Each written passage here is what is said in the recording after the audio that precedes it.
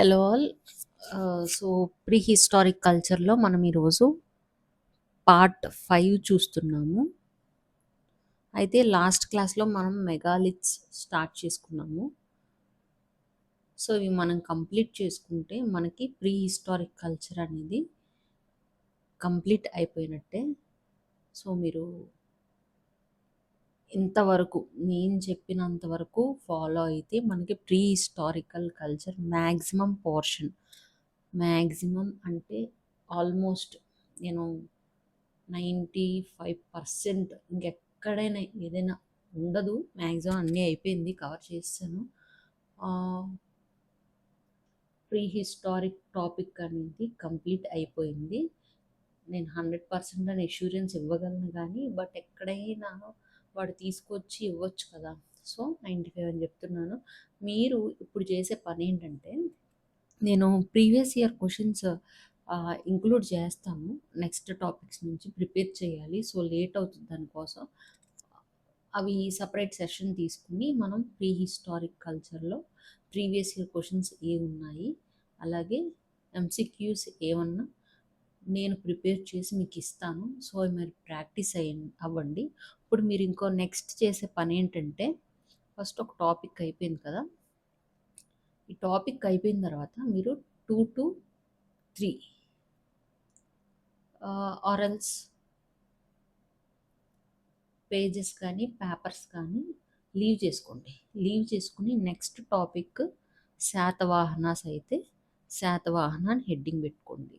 ఎందుకు ఈ 2 to 3 pages papers leave చేసుకోండి అని చెప్తున్నానంటే, మనకి ఏవన్నా ప్రీవియస్ ఇయర్ క్వశ్చన్స్ చూసినప్పుడు కానీ ఇంకెక్కడైనా మనం టెస్ట్ సిరీస్ ప్రాక్టీస్ చేస్తున్నప్పుడు మనకి తెలియని టాపిక్ ఏదైనా వస్తే అక్కడ మనం రైట్ డౌన్ చేసుకోవడానికి మనకి ఈ స్పేస్ అనేది కావాలి. సో ఇది చేయండి. నెక్స్ట్ వచ్చి ఎప్పుడైనా సరే ఒక టాపిక్ అయిపోయిన తర్వాత దాన్ని ఒక 2 to 3 టైమ్స్ అప్పుడే రివిజన్ చేసేసుకోండి.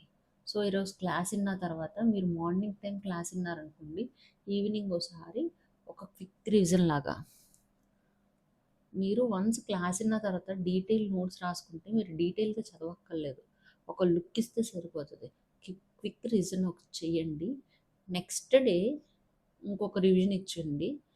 ఇచ్చిన తర్వాత ఇప్పుడు ప్రీ హిస్టారిక్ కల్చర్ అనేది ఎలా ఉంటుందంటే, మనం ప్రీ హిస్టారిక్ కల్చరే కాదు, హిస్టరీ అనేది మనం బట్టి పట్టాలి. అంటే మనం ఒక ఫ్లో ఆఫ్ స్టోరీ వినడం ఒక ఎత్తు అయితే, ఇక్కడ తర్వాత ఇక్కడ ఏం జరిగింది, ఇక్కడ తర్వాత ఇక్కడ ఏం జరిగింది అనేది ఒక కంటెంట్ అనమాట, ఒక స్టోరీ లాగా మనం గుర్తుపెట్టుకుంటాం. బట్ ఏంటంటే ఒక రాజుకి ఫర్ ఎగ్జాంపుల్ ఒక 3-4 టైటిల్స్ ఉంటే అవి మనం ఖచ్చితంగా బట్టి పట్టాలి. ఇంకొకటి పాలియోలిథిక్ సైట్స్ ఎక్కడెక్కడ ఉన్నాయి, ఏ ఏ ప్రాంతాలు ఉన్నాయంటే మీరు ఖచ్చితంగా బట్టి పట్టాలి. మీసోలిథిక్ బట్టి పట్టాలి. ఆ తర్వాత మీసోలిథిక్లో ఏ టూల్స్ వాడారు, ఏ స్టోన్స్ వాడారు, అప్పుడు ఈ కల్చర్ ఎలా ఉండేది అనేది, అంటే లింగారాధన, వీటి గురించి మనం లింగాలు ఎక్కడైనా బయటపడినగా ఇలాంటివి మనం ఖచ్చితంగా గుర్తుపెట్టుకోవాలి. అలాగే మీసోలిథిక్కి, నియోలిథిక్కి, పాలియోలిథిక్కి డిఫరెన్స్ ఏంటి, ఈ డిఫరెన్స్ మీకు ఎప్పుడు తెలుస్తుంది, డీటెయిల్డ్గా మీరు చదివి మీరు దీనికి ఇంటర్లింక్ చేసుకుంటే మీకు ఆ డిఫరెన్సెస్ అనేది తెలుస్తుంది. అప్పుడు మీరు ఏం చేయండి, ఒక చార్ట్ తీసుకోండి, పాలియో అని పెట్టండి, మీసో అని పెట్టండి, నియో అని పెట్టండి. షార్ట్ మీరు డీటెయిల్గా రాయొద్దు, ఒక కీవర్డ్స్ రాసుకుంటూ వెళ్ళండి. కీవర్డ్స్ సరిపోతాయి. ఇది మీరు ఎప్పుడు రివిజన్ చేయాలి, మళ్ళీ ఎగ్జామ్ నోటిఫికేషన్ పడ్డాక మీకు ఒక క్విక్ రివిజన్, మొత్తం ఒక 10 పేజెస్ ఉంటే ఆ 10 పేజెస్ని రివైజ్ చేసుకోకుండా 1 to 2 పేజెస్ని చూస్తే మనకి టాపిక్ అంతా గుర్తొచ్చేలాగా ఒక చిన్న చార్ట్ వేసుకోండి, లేదంటే ఒక ఫ్లో చార్ట్ వేసుకోండి. సో మనకి అదనమాట. మీకు ఎందుకు చెప్తున్నానంటే, ఏపీ హిస్టరీ అనేది మిగతా సబ్జెక్టులా కాదు, దీనికి ఇంటర్లింకింగ్ టాపిక్స్ని చేసుకోవడం కొంచెం కష్టంగా ఉంటుంది. ఆన్లైన్లో ఎస్పెషల్లీ యూట్యూబ్లో ఎక్కడ ఫ్రీ కంటెంట్ అనేది దీనిపైన లేదు. ఎవరు చేసినా కానీ ఒక 60-70, 100% అని చెప్పిన 60-70 కూడా లేరు. బట్ చెప్తున్నాను, 50 అనుకోండి. ఈ 50% కంటెంట్ పెడితే నెక్స్ట్ మనం ఓన్గా చదువుకోవాల్సిన టాపిక్ 50% ఉంటాయి. దీనికి ఇంటర్లింకేజ్ మనకు తెలియదు. సో ఒకసారి మీరు ఓన్గా చదువుకున్నప్పుడైనా, లేదంటే మీరు ఎవరైనా గైడెన్స్ తీసుకోవాలి అని అనుకున్న మన క్లాసెస్ బాగా బూస్ట్ చేస్తాయి అన్నమాట మీ ప్రిపరేషన్ని. మీకు ఒక సబ్జెక్ట్ మీద క్లారిటీ అనేది ఉంటుంది. మీరు ఇప్పుడు నా టాపిక్స్ చూసిన తర్వాత, నా క్లాసెస్ అనేవి చూశాక మీరు ఏ బుక్ని రిఫర్ చేయాల్సిన అవసరం లేదు. ఎందుకంటే అన్ని బుక్స్ని నేను ఇంటిగ్రేట్ చేసి నేను ఇక్కడ మీ క్లాసెస్ రూపంలో నేను పెడుతున్నాను. ఇన్ కేస్ మీకు ఏదైనా డౌట్ ఉంటే క్లాసెస్ విన్న తర్వాత ఏదైనా ఒక అథెంటికేటెడ్ సోర్స్ తీసుకోండి. అథెంటికేటెడ్ బుక్ ఒకటి తీసుకోండి. బుక్ తీసుకుని ఒక రీడ్ ఇవ్వండి. సో దట్ మీకు అర్థమవుతుంది నేను ఏం చెప్పాను. అలా కాకుండా మీకు మీరే బుక్ తీసుకుని ఏపీ హిస్టరీ చదివేసుకుందాం, లేదంటే పాలిటీ చదివేసుకుందాం, ఎకానమీ చదివేసుకుందాం అంటే మీకు అర్థం కాదు. మీరంతా ఓన్గా చదువుకున్న టాపర్స్ నేను ఓన్గా ప్రిపేర్ అయ్యాను, నాకు అసలు కోచింగ్ తీసుకోలేదు అని చెప్తే అది ఫేక్ అండి. వాళ్ళకి ప్రీవియస్గా ఎవరో ఒకళ్ళు దాన్ని ఏమంటారు, గైడెన్స్ అనేది ఇచ్చుంటారు. వాళ్ళు ఏ కోచింగ్ లేకుండా టాపర్స్ అయిపోయారంటే అది మీరు నమ్మొద్దు. వాళ్ళకి గైడెన్స్ అనేది ఖచ్చితంగా ఉంటుంది. మనకు ఆ గైడెన్స్ అనేది కావాలి. కాబట్టి బ్యాక్గ్రౌండ్లో ఎవరైతే బ్యాక్వర్డ్ పీపుల్ ఉన్నారో వాళ్ళ కోసం, రిమోట్ ఏరియాలో ఉండి వాళ్ళు ఇన్స్టిట్యూషన్స్కి వచ్చి ప్రిపేర్ అవ్వలేని వాళ్ళ కోసం మన కోర్స్ అనేది స్టార్ట్ అవుతుంది. ఇదంతా ల్యాగ్ అనుకోకండి. జస్ట్ మీకు కొంచెం నేను బూస్ట్ ఇవ్వడానికి, మీ ప్రిపరేషన్ని నెక్స్ట్ లెవెల్లోకి తీసుకెళ్ళి మోటివేట్ చేయడానికి ట్రై చేసే ప్రయత్నం మట్టుకి. బట్ మన కంటెంట్ మట్టుకి చాలా అథెంటికేటెడ్గా ఉంటుంది, గుర్తుపెట్టుకోండి. సో మెగాలిథిక్స్ స్టార్ట్ చేద్దాము. ఎస్టర్డే మెగాలిథిక్స్ అనేది one of the most important feature of iron age అని చెప్పుకున్నాము. ఐరన్ ఏజ్లో ఒక ఇంపార్టెంట్ లక్షణము అని మనం చెప్పుకున్నాము. అయితే వీటిని ఏ రకాలుగా పిలుస్తారు అని కూడా చెప్పుకున్నాము.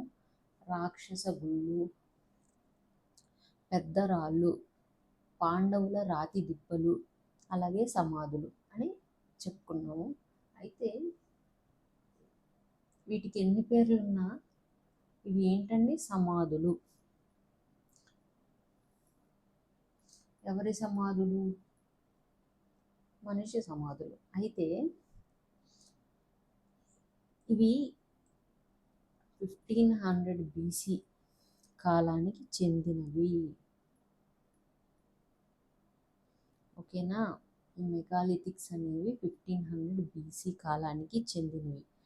ఫర్ ద ఫస్ట్ టైం ఈ మెగాలిథిక్స్ని ఎక్కడ మనం చూసాము, ఎక్కడ మనం అంటే ఈ కల్చర్ ఎక్కడ ఫర్ ద ఫస్ట్ టైం వర్ధిల్లింది అని అంటే వెస్టర్న్ ఏషియాలో, పశ్చిమ ఆసియాలో ఇది మనకి ఈ కల్చర్ని, మనం మెగాలిథిక్ కల్చర్ అనేది మనం చూస్తాం అన్నమాట. దీని తర్వాత ఫస్ట్ టైం ఇక్కడ చూస్తాం.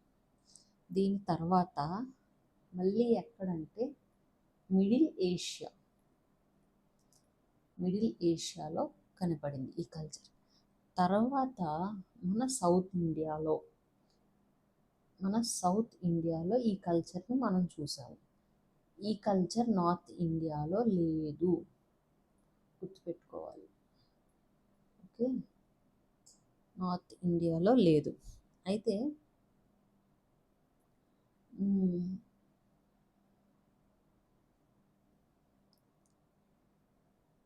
మనం మెగాలిథిక్స్ చదువుకున్నప్పుడు మనకి 4 ఇంపార్టెంట్ మెగాలిథిక్ టైప్స్ ఉంటాయి అన్నమాట. యాక్చువల్లీ వీటిలో రకాలు ఏంటి అంటే 12 టైప్స్. వాటిలో మోస్ట్ ఇంపార్టెంట్ ఒక 4 ఉంటాయి ఏపీకి రిలేటెడ్గా. మనకి ఏపీకి సంబంధించి 4 ఇంపార్టెంట్ సైట్స్ అనేవి, సారీ, సమాధులు అనేవి ఉంటాయన్నమాట. వాటిలో ఫస్ట్ది మెన్హిర్స్.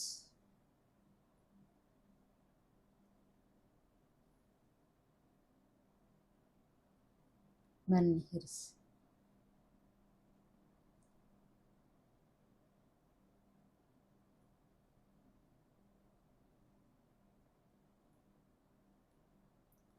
First type. సెకండ్ది డాల్మెన్స్.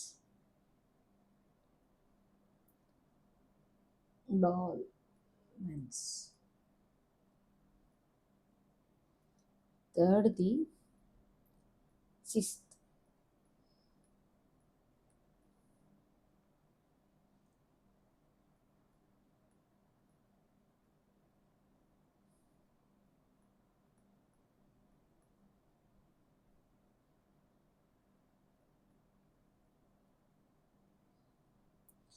ఫోర్త్ది సర్కోఫాగస్.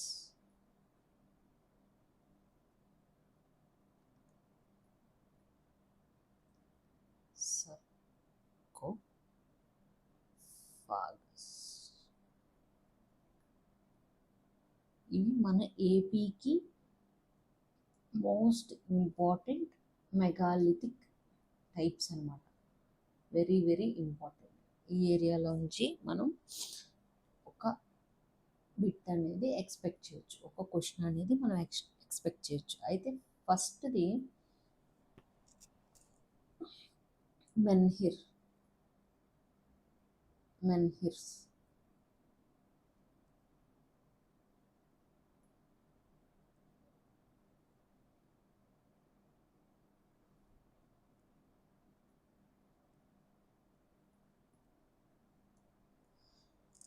ఈ మెన్హిర్ అంటే ఏంటంటే, ఇప్పుడు ఇది సర్ఫేస్ అనుకున్నాం, ఇవి సమాధులు. మీరు గుర్తుపెట్టుకోండి, వీటి గురించి నేను చెప్పినప్పుడు ఈ యొక్క సమాధి అని గుర్తుపెట్టుకోండి. దాంట్లో టైపు ఇది ఏ టైప్ అంటే ఇది సర్ఫేస్.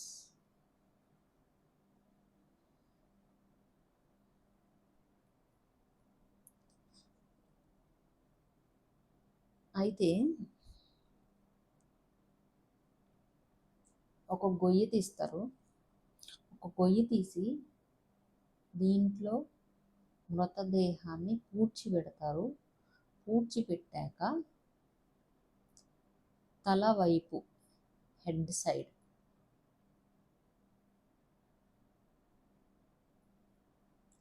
ఏం చేస్తారంటే చాలా పొడవైన రాళ్ళు పాతుతారు అన్నమాట. లాంగ్గా ఉంటాయి, చాలా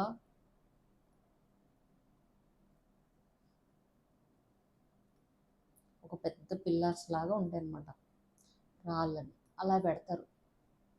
ఈ రకమైన ఇలా ఉన్న సమాధుల్ని మెన్హిర్స్ అంటాం. ఓకే, హెడ్ వైపు పెద్ద పెద్ద స్తంభాలు, రాతి స్తంభాలు పెడతారు అన్నమాట. ఓకే, అయితే ఇవి మనకి ఎక్కడ కనిపించినాయి అని అంటే, ఫస్ట్ది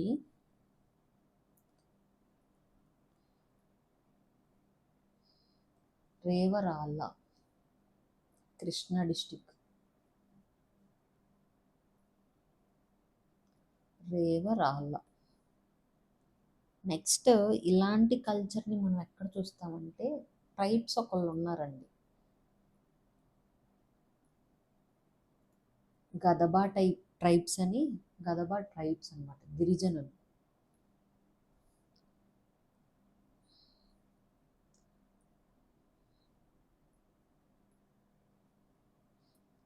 గదబులు అని అంటాం. వీరు ఎక్కువగా మధ్యప్రదేశ్, ఆంధ్రప్రదేశ్, ఒడిస్సాలో ఉంటారన్నమాట. ఇదొక ట్రైబల్ గ్రూప్. అయితే వీళ్ళ కల్చర్ ఎలా ఉంటుంది అని అంటే సేమ్ ఈ మెన్హిర్ని పోలి ఉంటుంది అనమాట. వీళ్ళు కూడా ఏం చేస్తారు అంటే మనిషి చనిపోయిన తర్వాత ఆయన మృతదేహాన్ని భూమిలో పూడ్చిపెట్టి పైన పెద్ద పెద్ద రాళ్ళు పేరుస్తారన్నమాట.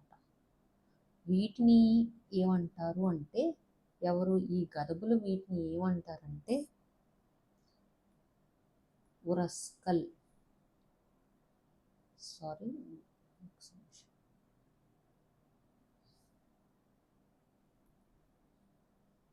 గదబులు ఏమంటారంటే ఉరస్కల్ అని అంటారు. కల్ అంటే మీనింగ్ ఏంటి అంటే శిల అంటే రాయి. సో ఈ మెన్హిర్ కల్చర్ని మనం ఫస్ట్ రేవల్ల అనే ప్రాంతంలో చూసాము. అలాగే గదబాస్ అనే ట్రైబల్ కమ్యూనిటీ కూడా ఈ కల్చర్ని ఫాలో అవుతుంది. వీళ్ళు ఈ రాళ్ళని ఏ విధంగా పిలుస్తారు అంటే ఉరస్కల్.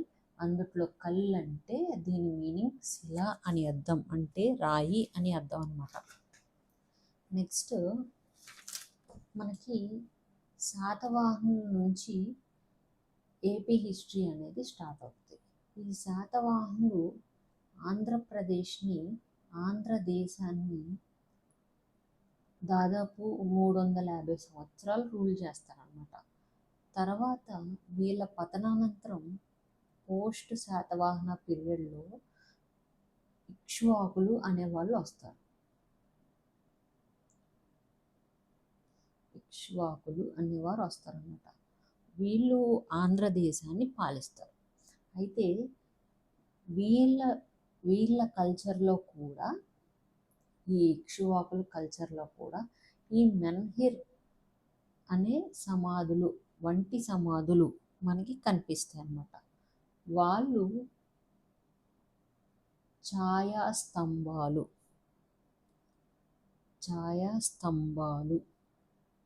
కట్టిస్తారంట. ఇవి వేటిని పోలి ఉంటాయి అంటే మెన్హిర్స్. ఓకేనా? ఇది అయితే ఈ ఛాయాస్తంభాలు ఎవరు కట్టించారు అంటే ఇక్ష్వాకు రాజుల్లోని లాస్ట్ కింగ్ అన్నమాట. ఆయన పేరు రుద్రపురుషదత్త.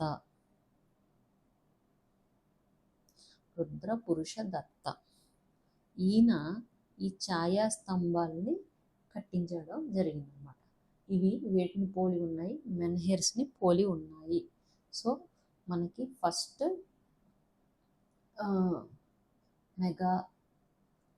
మెగాలిత్స్లో ఫస్ట్ది మెన్హిర్స్. సో అది మనం కంప్లీట్ చేసుకున్నాము. నెక్స్ట్ వచ్చి సెకండ్ డాల్మెన్స్.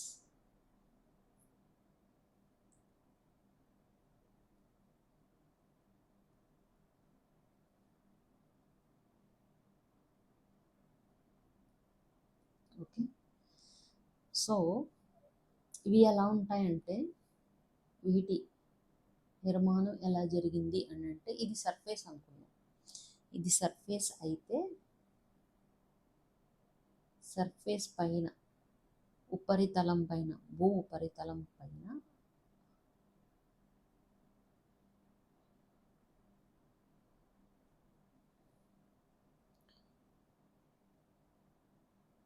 ఇది ఒక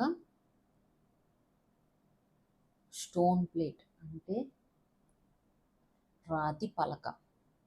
ఇది ఒక స్టోన్ ప్లేట్.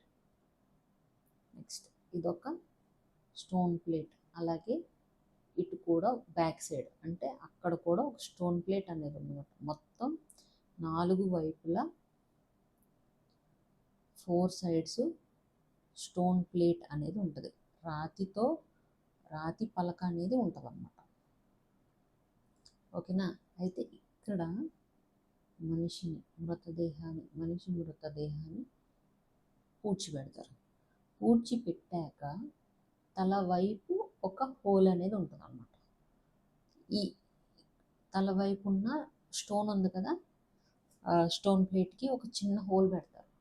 ఈ హోల్ ఎందుకు అని అంటే ఆత్మ ఉంటుంది కదా, ఆత్మ ఫ్రీగా మూవ్ అవ్వడానికి. So this is the reason. ఫ్రీగా మూవ్ అవ్వడానికి ఈ హోల్ అనేది ఉంటుంది అన్నమాట. ఇది సర్ఫేస్ అండి. అంటే 4 వైపులా స్టోన్తో ఒక బాక్స్ లాగా తయారు చేసి తల వైపున ఉన్న స్టోన్ ప్లేట్కి ఒక హోల్ పెడతారు. పైన ఈ బాక్స్ పైన ఇంకొక స్టోన్ పెడతారు, స్టోన్తో మూస్తారనమాట. సో ఇది ఏంటి అంటే, ఈ నిర్మాణం ఏంటంటే డాల్మెన్స్ అని మనం అంటాం. అయితే వీటిని మనం ఎక్కడ చూసాము అంటే, ఎక్కడ కనపడింది అంటే గోదావరి జిల్లాలు, అంటే ఈస్ట్ గోదావరి, వెస్ట్ గోదావరి, అలాగే కృష్ణా, చిత్తూరు జిల్లాల్లో మనకి కనిపిస్తాయంట. సో ఇది, I hope it is clear. Next one, third అండి, సిక్స్త్. ఇలా కూడా రాయొచ్చు.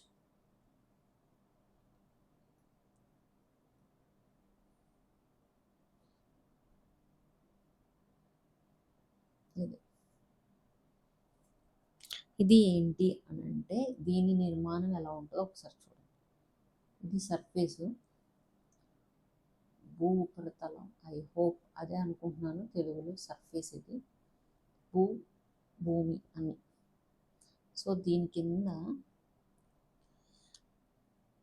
ఇక్కడ డాల్మెన్స్లో ఏం జరిగిందంటే, ఒక రాయి స్టోన్ ప్లేట్స్ని భూమి ఉపరితలం పైన పెట్టారు. ఇక్కడ భూమి కింద భాగం అంటే ఇక్కడొక ప్లేటు, ఇక్కడొక ప్లేటు, ఇక్కడొక ప్లేటు, 4 సైడ్స్ ప్లేట్ ఉంటుంది అన్నమాట. రాతి పలక ప్లేట్ అనేది ఉంటుంది. మళ్ళీ దీనిపైన ఒక ప్లేట్ పెట్టి కప్పుతారు, క్లోజ్ చేస్తారు.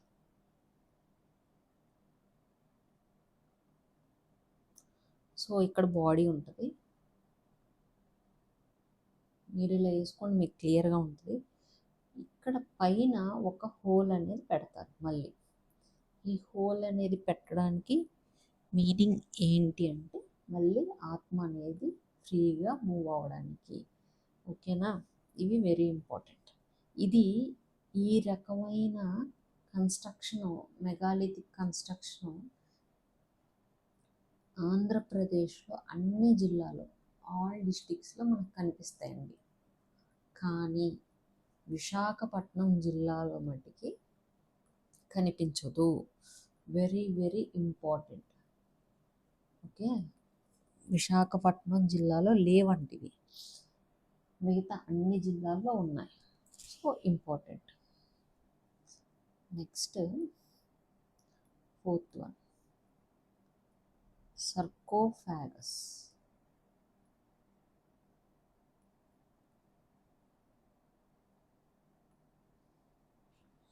సర్కోఫాగస్ ఇవి ఏంటంటే, సమాధిని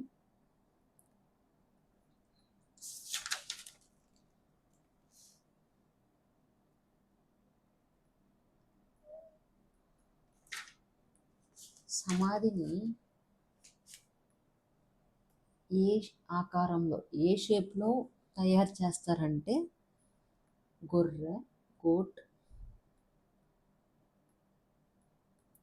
ఎలిఫెంట్,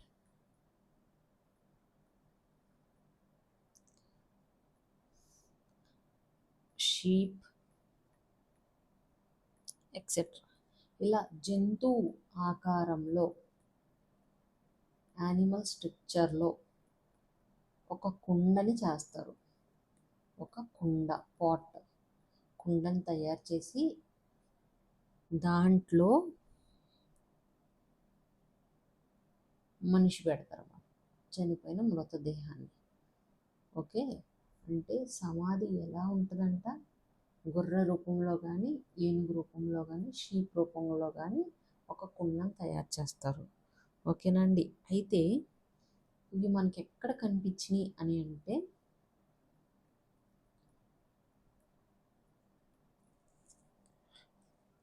కర్నూలు డిస్టిక్లో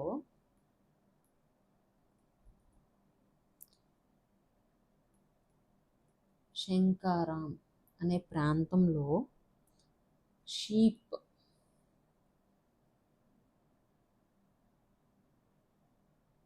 పాట్ అంటే గొర్రె ఒకటి కనిపించిందంట. ఇది 1. నెక్స్ట్ 2. నల్గొండ డిస్టిక్లో ఏలేశ్వరంలో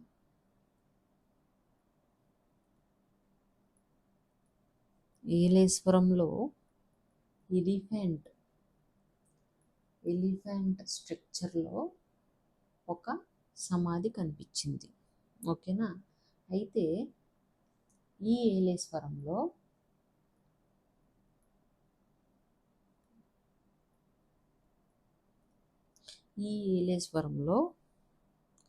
మనకి ఎలిఫెంట్ పాట్ కనిపించింది అని చెప్పాము.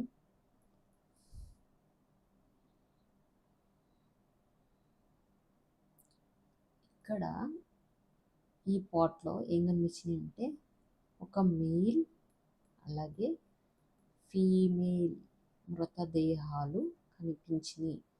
అలాగే త్రిశూలం కూడా ఉంది అని తెలిసిందంట. అయితే ఇక్కడ ఇది మనం ఒక 2 పార్ట్స్ కింద తీసుకున్నాం. మనకి ఈ సమాధిలో ఏలేశ్వరంలో ఏనుగు వంటి ఆకారం ఉన్న సమాధి కనిపించింది. దాంట్లో ఒక మనిషి, ఒక స్త్రీ, ఒక అబ్బాయి, ఒక అమ్మాయి, ఒక త్రిశూల్ కనిపించింది. అయితే ఈ త్రిశూల్ ఉంది అని అంటే అక్కడ ఏమి, వాళ్ళ సమాజంలో ఏమి కనిపిస్తున్నట్టు, శివుడి ఆరాధన అనేది కనిపిస్తుందంట. లార్డ్ శివాని వాళ్ళు ఆరాధిస్తున్నట్టు తెలుస్తుంది.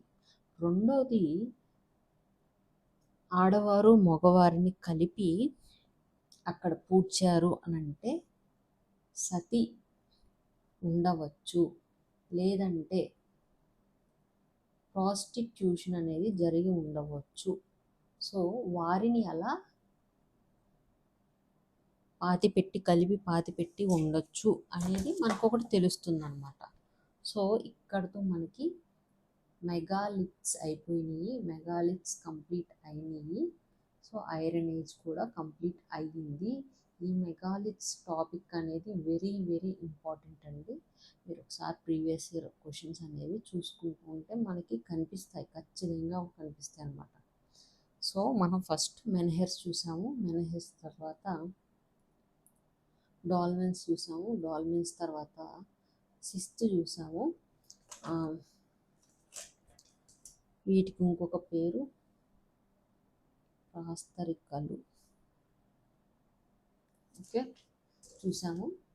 నెక్స్ట్ సర్కోఫాగస్ చూసాము. 4 టైప్స్ మన ఆంధ్రదేశంలో ఉన్న most important 4 megaliths. So I hope ఈ ప్రీహిస్టారిక్ కల్చర్ నేను మీకు అర్థమైంది అని అనుకుంటున్నాను. ఇఫ్ మీ ఎవరికైనా అర్థం కాకపోతే జస్ట్ మీరు ఒక కామెంట్లో మెన్షన్ చేయండి మీకు ఎక్కడ డౌట్ ఉంది అనేది. నేను నెక్స్ట్ క్లాస్ చేసినప్పుడు డెఫినెట్గా నేను దాన్ని క్లారిఫై చేస్తానన్నమాట. ఓకే, మంచిగా చదువుకోండి, నోట్స్ రాసుకోండి, రివిజన్ చేసుకోండి. ఏ రోజు టాపిక్ ఆ రోజు రివిజన్ చేసుకుంటే మనకి ఈజీ అవుతుంది. సో మీరు కంగారు పడొద్దు, ఇవన్నీ ఇన్ని గుర్తుపెట్టుకోవాలని చెప్పి మల్టిపుల్ టైమ్స్ రివిజన్ చేస్తే మనకి మన బ్లడ్లోకి వెళ్ళిపోతుంది అనమాట. So thank you all.